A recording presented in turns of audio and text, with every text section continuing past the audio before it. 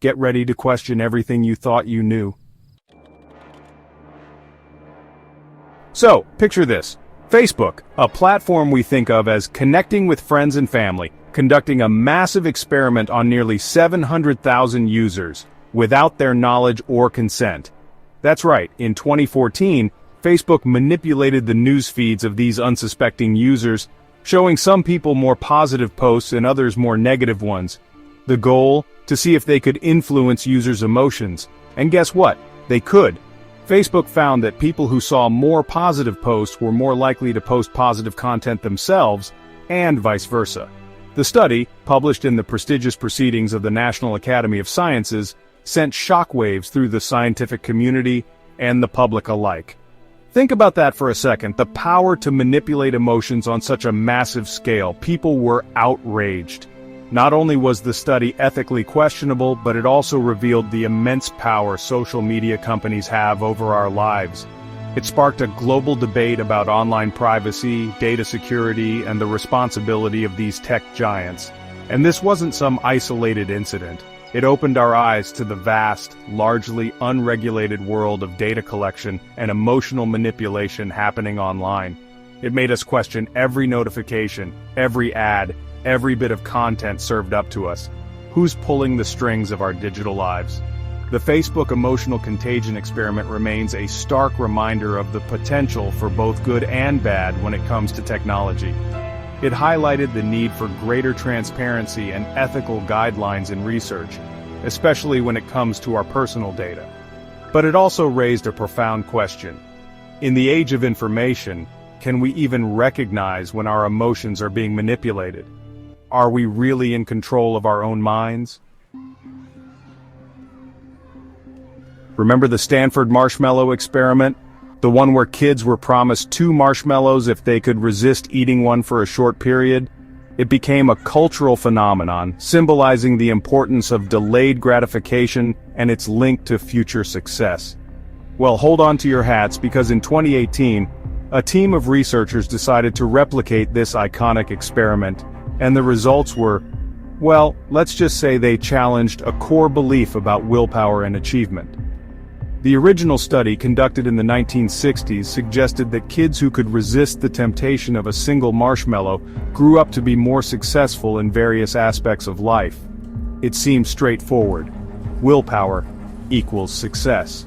Fast forward a few decades and the replication study, published in Psychological Science, painted a more nuanced picture. They found that while delayed gratification played a role, a child's economic background and family environment had a much stronger influence on their future outcomes. In other words, kids from more stable and affluent backgrounds were more likely to wait for the second marshmallow, not necessarily because of inherent willpower, but because their environment provided them with a sense of security and trust that the second marshmallow would, in fact, materialize. This replication didn't completely debunk the original study. Instead, it added layers of complexity to our understanding of self-control and success. It showed that willpower isn't just an individual trait. It's shaped by social and economic factors that are often beyond our control. It's a powerful reminder that things are rarely black and white. The Marshmallow Test, once a symbol of individual grit, became a symbol of societal inequalities and the challenges they present. It's a reminder that even the most deeply held beliefs, the ones backed by decades of research, deserve to be revisited and re-examined through a contemporary lens. Imagine a world where scientists can grow miniature versions of human brains in a lab. It sounds like science fiction, but this is the reality-bending world of cerebral organoids. These tiny, three-dimensional structures derived from human stem cells are revolutionizing our understanding of the brain. Researchers can now observe brain development in real time, test drugs and therapies for neurological diseases, and even study the effects of viruses like Zika on the developing brain, all without the need for human subjects. The implications for medicine and neuroscience are staggering, but with this groundbreaking technology come profound ethical questions. How human-like are these organoids? Do they have the capacity to feel pain or develop consciousness? What are the ethical implications of growing and experimenting on human brain tissue? These aren't just hypothetical questions. As organoids become more complex, the line between research and ethics becomes increasingly blurred. Scientists are grappling with these issues head-on, working to establish clear guidelines for this rapidly evolving field. The development of cerebral organoids is a powerful reminder that science often outpaces our ethical frameworks. It's a call to action for scientists, ethicists, and the public to engage in an open and informed dialogue about the future of this research and its impact on humanity. We're on the cusp of unlocking the mysteries of the human brain, but we must proceed with caution and responsibility, ensuring that our pursuit of knowledge doesn't come at the expense of our humanity. Chapter 4. In 2018, a study titled Rapid Onset Gender Dysphoria ignited a firestorm of controversy in the world of psychology and beyond. Published in the journal PLOS One, the study suggested a new phenomenon where adolescents, particularly girls, were experiencing a sudden onset of gender dysphoria, potentially influenced by social groups and online communities. The study's methodology and conclusions were immediately met with skepticism and criticism from many researchers and LGBTQ+ advocates. They argued that the study lacked rigorous scientific evidence, relied heavily on anecdotal reports from parents, and pathologized transgender identities. The controversy surrounding the study highlighted the sensitive and complex nature of gender identity and the importance of approaching research in this area with extreme care and sensitivity. Critics argued that the study's findings could be used to discredit the experiences of transgender youth and hinder their access to appropriate care. The fallout from the study had a ripple effect, prompting heated debates about academic freedom, research ethics, and the responsibility of scientists to consider the potential impact of their work on marginalized communities. The journal ultimately retracted the study, acknowledging concerns about its methodology and interpretation. The rapid onset gender dysphoria controversy serves as a stark reminder of the power of research to shape public discourse and influence policy decisions. It underscores the need for rigorous scientific methods, ethical considerations, and sensitivity towards marginalized groups. It also highlights the importance of critical thinking and questioning research, especially when it has the potential to impact the lives of vulnerable individuals and communities. Chapter 5. Imagine being certain of a memory, a vivid recollection of an event, only to discover that it never actually happened. This isn't just a plot twist from a psychological thriller. It's a chilling reality explored in the realm of false memory research. In a series of groundbreaking experiments, researchers have demonstrated that it's possible to implant false memories in people's minds, even memories as serious as committing a crime. Using a combination of suggestive techniques such as guided imagery and fabricated evidence, scientists have successfully convinced individuals of events that never took place. In one study, for example, participants were led to believe they had committed a theft as adolescents, complete with fabricated details and emotional cues. Astonishingly, many participants not only accepted these false memories as real, but they even elaborated on them, adding their own details and emotions. These findings have profound implications for the criminal justice system, where eyewitness testimony and personal recollections play a crucial role in investigations and convictions.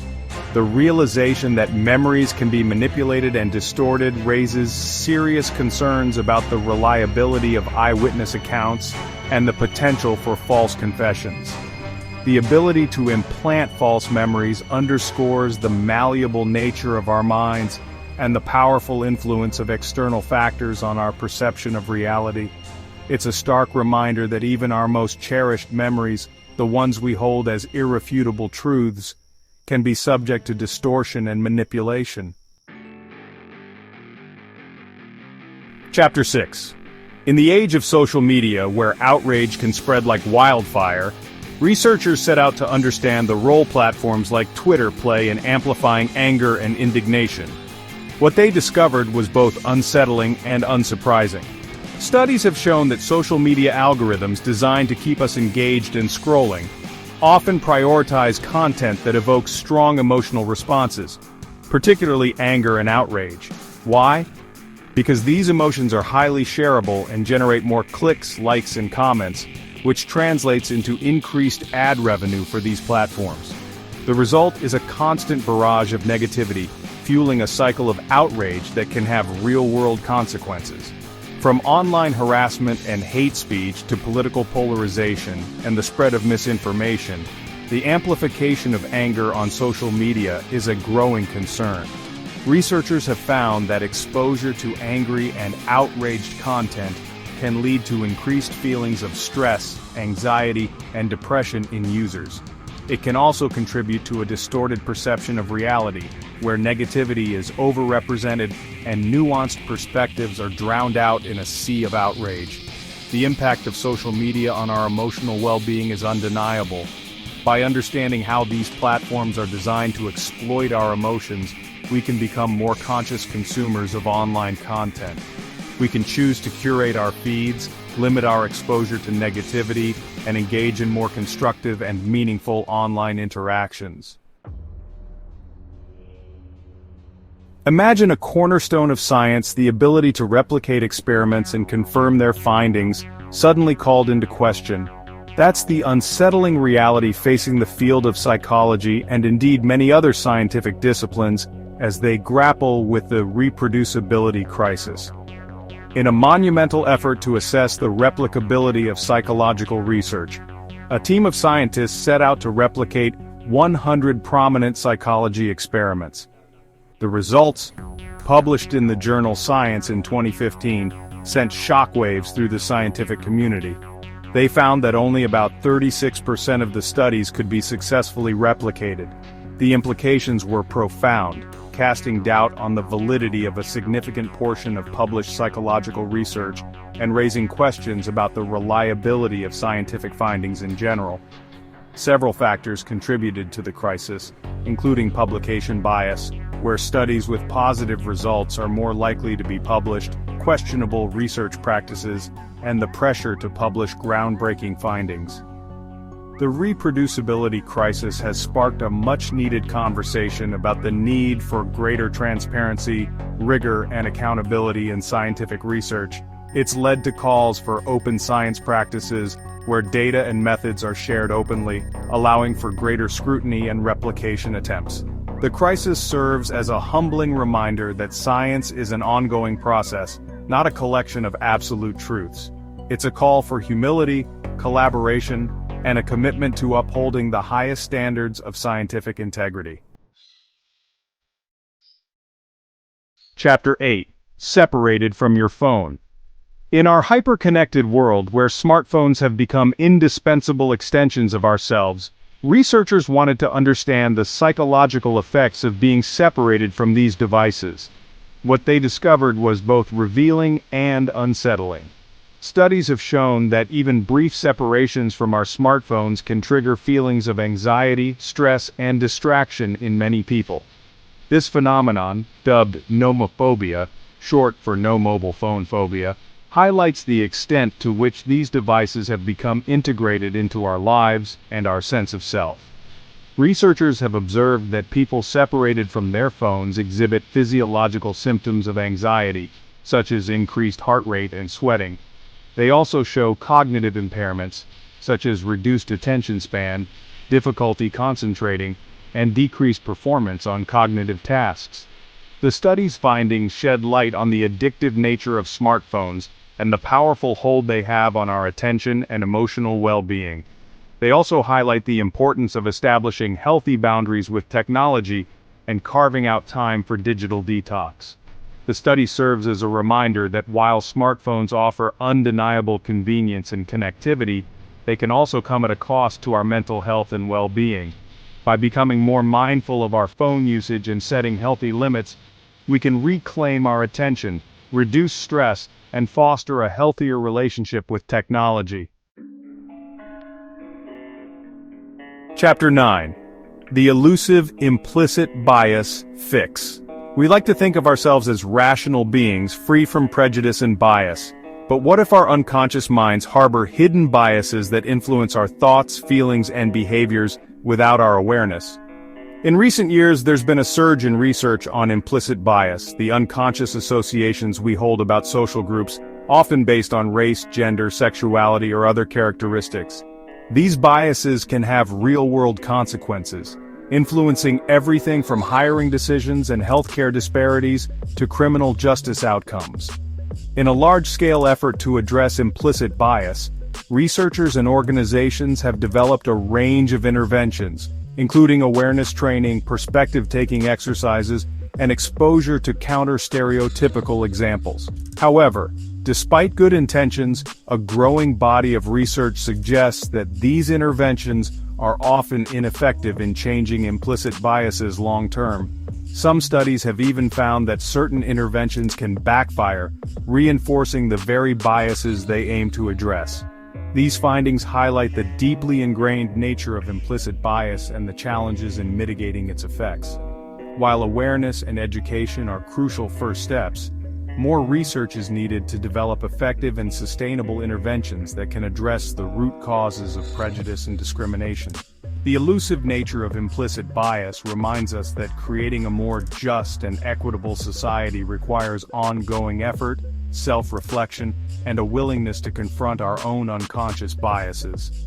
It's a call for humility, empathy, and a commitment to dismantling the systems that perpetuate inequality. Chapter 10. The Demise of Ego Depletion. For decades, the concept of ego depletion, the idea that our willpower is a finite resource that can be depleted like a muscle after exertion, held sway in psychology. But in a stunning turn of events, a series of replication attempts dealt a significant blow to this widely accepted theory. The original ego depletion theory suggested that when we exert self-control in one area, we have less willpower left over for subsequent tasks. This had implications for everything from dieting and exercise to decision-making and procrastination. However, when researchers attempted to replicate the classic ego depletion experiments, they found little evidence to support the theory. The replications, conducted on a much larger scale and with more rigorous methods, failed to consistently reproduce the original findings. The demise of ego depletion has sparked a debate about the nature of self-control and the factors that contribute to willpower. Some researchers argue that willpower is more complex than a simple resource model and may be influenced by factors such as motivation, beliefs, and social context. The debunking of ego depletion serves as a reminder that science is a self-correcting process, where even long-held theories can be overturned by new evidence. It highlights the importance of replication, rigorous methodology, and a willingness to question even the most established ideas. The demise of ego depletion doesn't mean we can suddenly indulge in every temptation without consequence, but it does encourage us to rethink our assumptions about willpower and explore alternative explanations for self-control failures. Outrow the ever-evolving story of us. Each of these 10 experiments is a story of a boundary pushed, some crossed lines, Facebook's secret test, brain organoids, others shattered myths, marshmallows and willpower. All made us rethink human nature. We've seen that emotions can be engineered, memories fabricated, and scientific legends debunked. And we've learned the hard way that research ethics and methods matter. One careless study can stir public outrage or cause harm. The common thread? Human minds are more fragile and complex than we often admit. These studies are not just anecdotes, they're blueprints for how science interrogates society's deepest questions. They remind us to ask who's watching whom, and to hold researchers accountable. They also inspire us by unveiling hidden truths. We can build a more honest, ethical science and a better understanding of ourselves. So as you watch, consider, how might you be influenced or mistaken? The next experiment you encounter could challenge your reality too. And remember, in the end, science is a story we tell ourselves about ourselves, and these are some of its most stunning chapters. Subscribe for more deep dives into the mysteries of the mind.